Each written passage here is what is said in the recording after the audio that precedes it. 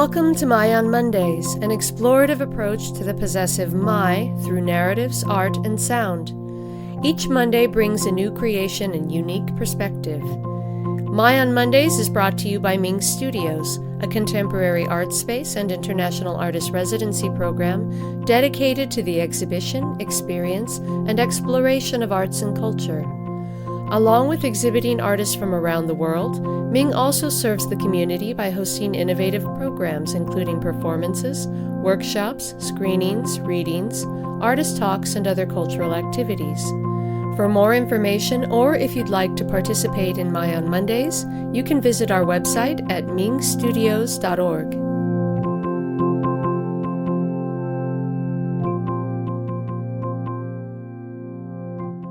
Hello, and welcome to the 138th episode of My on Mondays.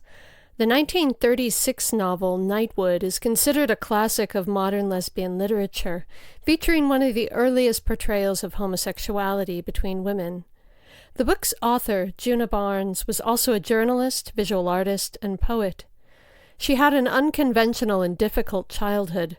Her father, a financially unsuccessful composer and painter, was an avowed polygamist who moved his mistress, Fanny, in with his family, having 3 children with her and 5 with his wife, Elizabeth.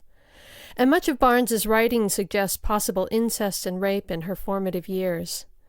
Due to her family's imminent financial ruin, she moved with her mother and 3 brothers to New York City in 1912. There, she intended to study, but the burden of supporting her family eventually pushed her toward a career in journalism, at which she was quite successful.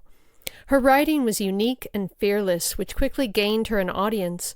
Before 1920, her work had appeared in nearly every newspaper in New York. But she'd also published work on her own, including The Book of Repulsive Women, Writer, Ladies' Almanac, The Antiphon, Creatures in an Alphabet, and the aforementioned Nightwood.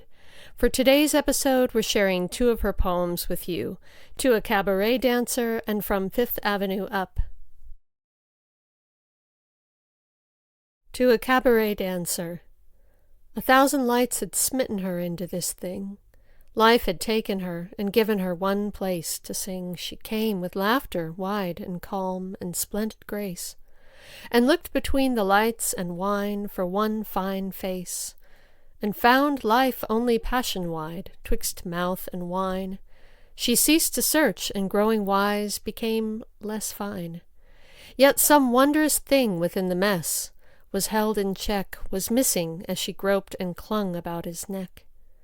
One master chord we couldn't sound for lost the keys, yet she hinted of it as she sang between our knees. We watched her come with subtle fire and learned feet, stumbling among the lustful drunk, yet somehow sweet. We saw the crimson leave her cheeks, flame in her eyes, for when a woman lives in awful haste, a woman dies. The jest that lit our hours by night and made them gay soiled a sweet and ignorant soul and fouled its play. Barriers and heart both broken, dust beneath her feet. You've passed her 40 times and sneered out in the street. 1,000 jibes had driven her to this at last, till the ruined crimson of her lips grew vague and vast, until her songless soul admits time comes to kill. You pay her price and wonder why you need her still. From Fifth Avenue Up.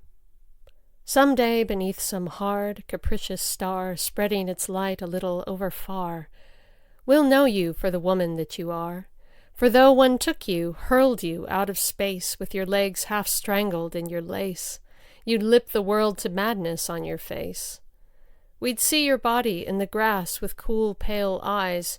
We'd strain to touch those languorous lengths of thighs and hear your short, sharp, modern, Babylonic cries. It wouldn't go. We'd feel you coil in fear, leaning across the fertile fields to leer as you urged some bitter secret through the ear. We see your arms grow humid in the heat. We see your damp chemise lie pulsing in the beat of the over hearts left oozing at your feet. See you sagging down with bulging hair to sip the dappled damp from some vague underlip, your soft saliva loosed with orgy drip. Once we'd not have called this woman you, When leaning above your mother's spleen, you drew your mouth across her breast as trick musicians do, plunging grandly out to fall upon your face, naked, female, baby, in grimace, with your belly bulging stately into space.